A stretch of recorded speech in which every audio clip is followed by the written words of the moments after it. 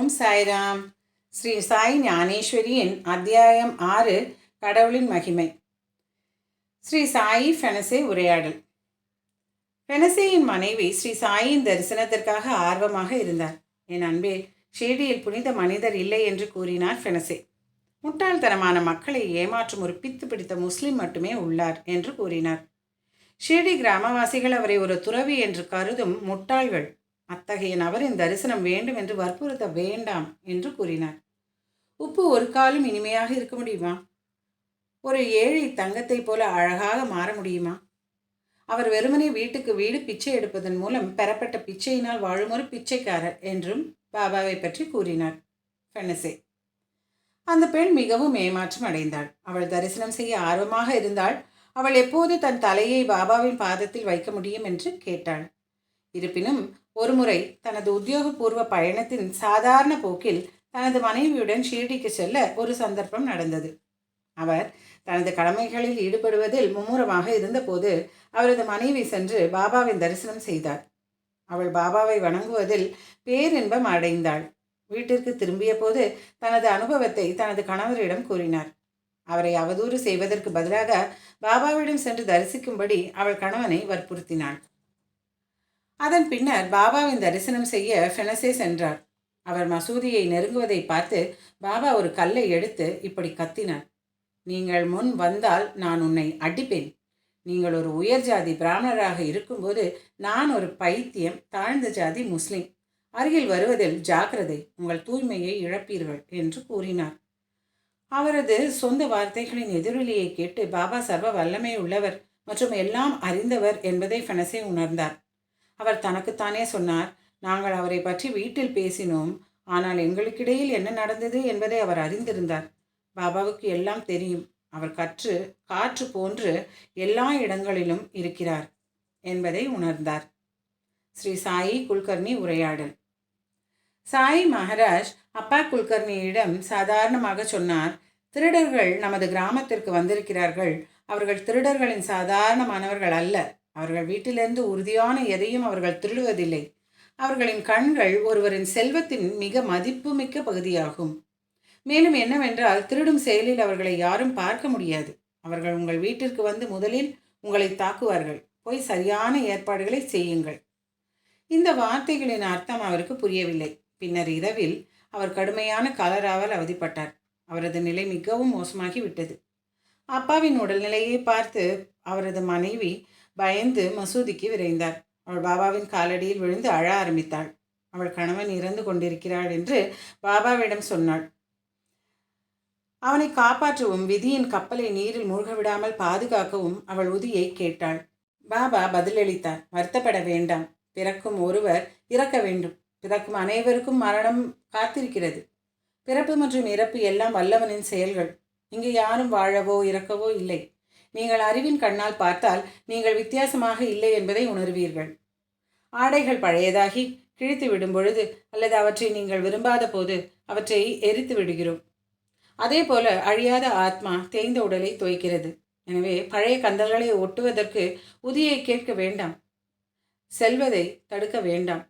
அவர் இப்போது எனக்கு முன் துணிகளை மாற்றி கொண்டிருக்கிறார். இடையில் வர வேண்டாம். அவர் வெளியேறட்டும். அவர் தனது வாழ்க்கையின் இலக்கை அடைந்து விட்டார். அவர் மோட்சத்தை அடைவார். அவர் சொர்க்கம் செல்வார். இவ்வாறு கூறி பாபா அவளை வீட்டிற்கு அனுப்பினார். அப்பா விரைவில் இறந்தார். ஸ்ரீ சாயி கவுண்டின்ய சுதர் உரையாடல். ஒரு நாள் பாபா கவுண்டின்யவை கால்வாடிக்கு, அதாவது அறுவடை செய்யப்படும் இடத்திற்கு சென்று அங்குள்ள தீயை அணைக்க சொன்னார். அறுவடையின் மத்திய அடுக்கு தீப்பிடித்ததாக அவர் கூறினார்.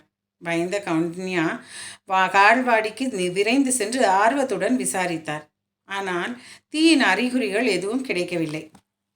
திரும்பி வந்த அவர் தேவையற்ற சிக்கலுக்கு ஆளானதாகவும் சூடான வெயிலில் நடப்பதன் மூலம் அவரது கால்கள் கொப்பளித்ததாகவும் பாபாவிடம் புகார் கூறினார்.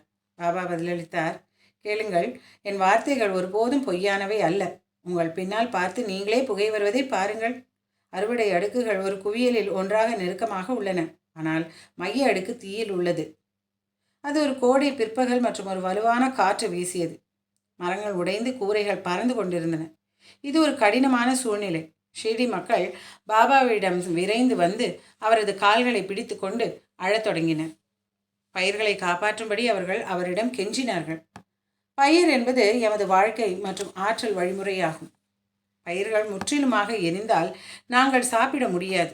கிராமத்தின் மக்களும் கால்நடைகளும் பசியால் இறந்து விடுவார்கள்.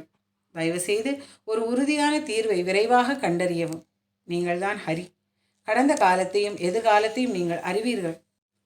அவர்களின் வேண்டுகோளை கேட்டு பாபா உடனே எழுந்து தீயை அணைக்க கால்வாடிக்கு சென்றார். அவர் தீயில் இருந்த மத்திய அடுக்கை சுற்றி தன்னிடமிருந்த டம்ளரிலிருந்து தண்ணீரை ஊற்றினார். பின்னர் அவர் கிராமவாசிகளிடம், இந்த அடுக்கு மட்டுமே எரியும். இது அக்னி கடவுளின் பங்கு. அந்த நெருப்பை அணைக்க வேண்டாம். பாபாவின் வார்த்தைகள் நிறைவேறின. பாபாவின் சக்தி அத்தகையது. இதை பார்த்து கிராமவாசிகள் மகிழ்ச்சி அடைந்தனர். மாலையில் பாபாவின் தரிசனத்திற்காக மக்கள் வந்தனர்.